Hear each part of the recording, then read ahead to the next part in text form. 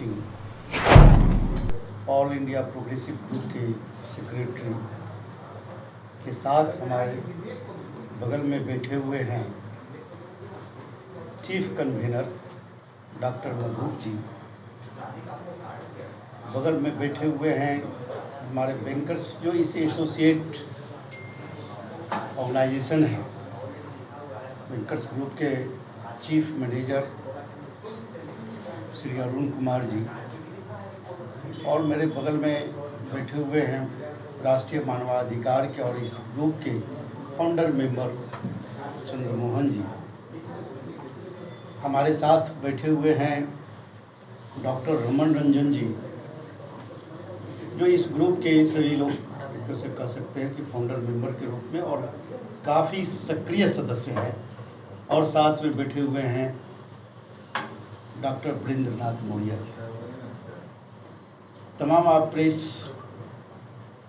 Electronic media बंधुओं को मैं बताना चाहता हूँ, आज जो आप आए हैं कुछ जानने के लिए, समझने के लिए, मुख्य उद्देश्य है कि कल दिनांक 24/2/24 को दिन शनिवार स्थानीय श्री कृष्ण मेमोरियल हॉल में इस प्रेस ग्रुप की ओर से शिक्षा, स्वास्थ्य, सुरक्षा और समृद्ध बिहार पर एक परिचर्चा है, और उस परिचर्चा के हमारे मुख्य अतिथि हैं बिहार सरकार के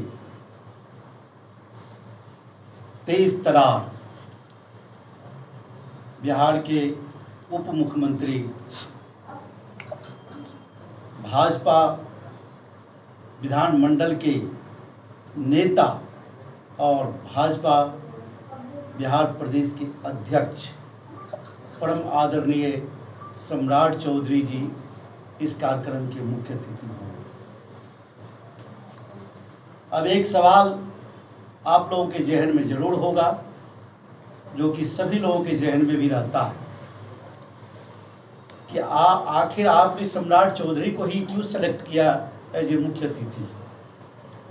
तो मैं आपको बताना चाहता हूं, जब से सम्राट चौधरी जी इस बिहार के राजनीति में पदार्पण ली, उस समय से जो उनका काम करने का स्टाइल है, जो कार्यशैली है, निश्चित रूप से उनका हर कार्यक्रम या हर एक्शन जनहित में होता है। मैं दावे के साथ कह सकता हूं कि वो खगड़िया के प्रवक्ता विधानसभा के सदस्य के रूप में यदि कोई साथी उधर के हों, इत्तेफाक रखते हों उस क्षेत्र से, तो वहाँ के जाके विकास को आप देख लीजिए। अगवानी और खगड़िया के बीच जो पुल का नींव देने का काम उन्होंने ही किया, और जब नींव पड़ा तो उस क्षेत्र का जो क्रांतिकारी विकास प्रारंभ हो चुका है। जब वो नगर विकास मंत्री के रूप में रहे, तो बिहार के सभी जिलाओं के हेडक्वार्टर में उन्होंने अशोका भवन, सम्राट अशोक भवन बनाने का निर्णय लिया, और उसमें उन्होंने सैंक्शन भी कर दिया। आप जो अभी मेट्रो का देख रहे, तेजी से काम चल रहा है, इसका भी नींव उन्होंने ही रखा। पंचायती राज मंत्री के रूप में उन्होंने बहुत सारे क्रांतिकारी कदम उठाए हैं, और वो अभी जो एक तरह से उपेक्षित डिपार्टमेंट रहा करता था, आज वो पटल पे आ चुका है, सभी लोगों की जुबान पे आ चुका है पंचायत सरकार के रूप में। तो निश्चित रूप से जो लोग उनको जानते हैं, समझते हैं, और ऐसा एक आशा आकांक्षा बिहार को एक तरह से उनके आने के बाद जगह है कि विकास क्रांतिकारी कदम की ओर बढ़ेगा, विकास की कदम। और उसी क्रम में हम बुद्धिजीवियों को लगा कि जो मूल सवाल है यहाँ का, बिहार का, हम उस मूल सवाल पे अपनी बात बुद्धिजीवी रखें, और फिर उनका भी एक विजन जानने का काम करेंगे कि इस पे आपका क्या विजन है, चूँकि अभी उनमें जो संभावनाएं दिख रही है बिहार के भविष्य के रूप में, तो अभी से बुद्धिजीवी जहां उनको ताकत देने का काम करेगा, वहीं उनके विजन को, उनकी जो दूरदृष्टि है और जो पक्का इरादा है काम करने का, तो कल के कार्यक्रम के माध्यम से, जिसमें आप पूर्ण रूप से सहयोगी भी होंगे, जो मीडिया का सहयोग रहता है, जो मीडिया अपनी भागीदारी निभाता है, आपके माध्यम से पूरे बिहार में जन जन तक पहुंचेगा। इसी सारी संभावनाओं के लिए हम बुद्धिजीवियों ने ये बड़ा सा कार्यक्रम रखा है। हम उम्मीद करते हैं जैसी हमारी तैयारी है, जैसी सूचनाएं मिल रही है पूरे बिहार से, जमजुट के बुद्धिजीवी आएंगे। यद्यपि वो जगह बहुत बड़ा नहीं है, ऐसा लगता है कि निश्चित रूप से वो जगह छोटा हो जाएगा।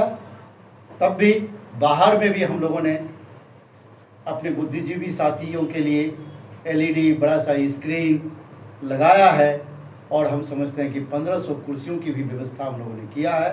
बैठ के इस कार्यक्रम को अपनी सुविधा के अनुसार देख सकें, समझ सकें और एक दूसरे का सहयोग कर सकें। मूल उद्देश्य तो यही है। अब यदि आपको कोई क्वेश्चन करना है, हमारे तमाम साथी हैं किन्हीं से भी, तो आप क्वेश्चन कर सकते हैं, लेकिन मूल संदेश मैंने आपके पास सामने रखने का काम किया। कार्यक्रम का समय क्या होगा, कितने लोग की आने की संभावना? कार्यक्रम हम लोगों ने घोषणा 10 बजे से किया है, और उनके आने की समय 12 और 1 के बीच के है, जो सही समय उनका उन्होंने जो बताया है। लेकिन 10 बजे से हम लोगों ने कार्यक्रम किया है। स्वाभाविक है, जैसा कि आप सब जानते हैं कि हम लोगों की एक आदत से हो गई है, यदि 10 बजे रखें तो 10 बजे सब पहुंच जाएंगे। चूँकि दूर दराज से भी लोग आएंगे, तो 1 आध घंटा हम लोगों ने मार्जिन लेके रखा है, यही है। और आने की जहाँ तक संख्या का सवाल है, तो हमको लगता है कि जितने लोग अंदर रहेंगे, उससे 4 से 5 गुना बाहर रहने की संभावना है। अधिकार न्याय आयोग का प्रेसिडेंट भी है, और वहाँ as a dermatologist district hospital में, और हम लोग 5 साल से इस संस्था को हम लोग चला रहे हैं। सभी लोगों को इसमें हेल्पिंग हैंड करते हैं, दूसरे को मदद करते हैं किसी भी तरह का। हमारा 600 का ग्रुप भी है डॉक्टर का, जो ऑल इंडिया में काम करता है। और हम लोग सामाजिक कार्य करते हैं जगह जगह पर, मेडिकल कैंप। अभी मैं रोहतास में लगातार कैंप कर रहा था, आप लोग को जानकारी मिली हुई है मीडिया के माध्यम से। आप लोग मीडिया भाई को नमस्कार करता हूँ। इन लोग का भी बहुत बड़ा सहयोग रहता है, समर्थन रहता है।